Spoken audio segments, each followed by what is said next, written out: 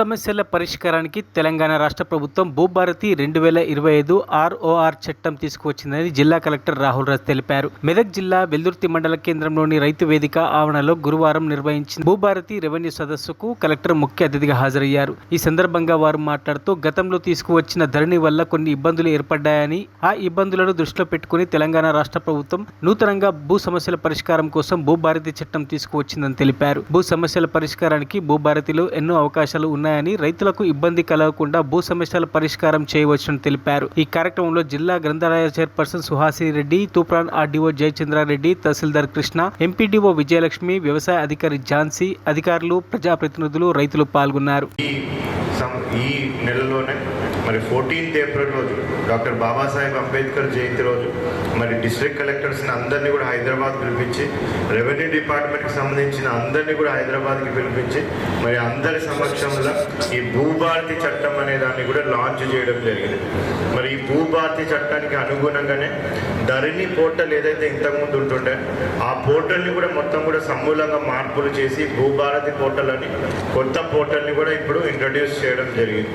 మనకు ప్రజలకు, ప్రజాప్రతినిధులకి అందరికీ కూడా దీని మీద అవగాహన కల్పించినట్టయితే వాళ్ళు వాళ్ళ ఊర్లకు వెళ్ళినప్పుడు, వాళ్ళ ప్రాంతాలకు వెళ్ళినప్పుడు అక్కడ ఎవరైతే సమస్యలతో సతమతం అవుతా ఉన్నారో మరి వాళ్ళని చైతన్యపరిచి వాళ్ళని ఈ భూభారతి చట్టం ద్వారా వాళ్ళకి ఏ విధంగా న్యాయం జరుగుతుంది, ఈ భూభారతి చట్టం ద్వారా ఏ విధమైన సంస్కరణలు ప్రభుత్వం తీసుకొని వచ్చిందో వాళ్ళకి తెలియజేయాలనేది కూడా ఈ అవగాహన సదస్సులు కూడా ఏర్పాటు చేయాలని కూడా గౌరవ ముఖ్యమంత్రి గారు ఆదేశించడం జరిగింది. అంటే అవి కూడా భూభారతి చట్టం పరిధి ప్రకారంగా ఆ రూల్స్ అనుసరించి ఎంక్వైరీ చేసి వాటన్నింటినీ కూడా సాధ్యమైన త్వరగా ఆ రెక్టిఫికేషన్ ఆఫ్ రికార్డ్ అంటారు. సో వాటినన్నింటినీ కూడా రెక్టిఫై చేసి ఆ రికార్డ్స్ అంతా కూడా సరి చేయడం జరుగుతుంది.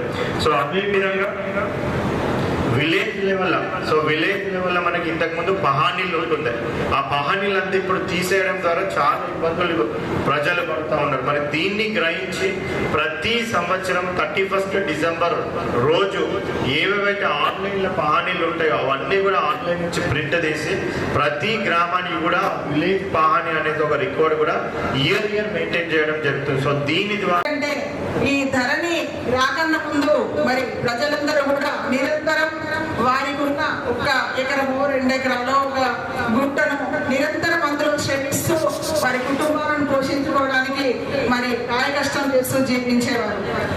ఏదైతే ఈ ధరణి పోర్టల్ వచ్చిన తర్వాత రైతు కంటి మీద కునుకు లేకుండా అయిపోయింది.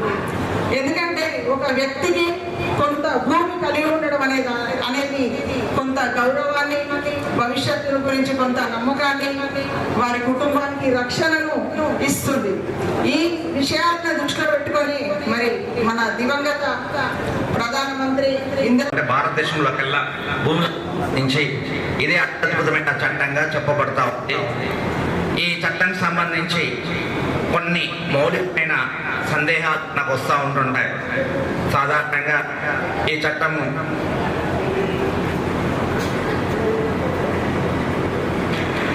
మరిన్ని అప్డేట్స్ కోసం మా ఛానల్ని సబ్స్క్రైబ్ చేయండి.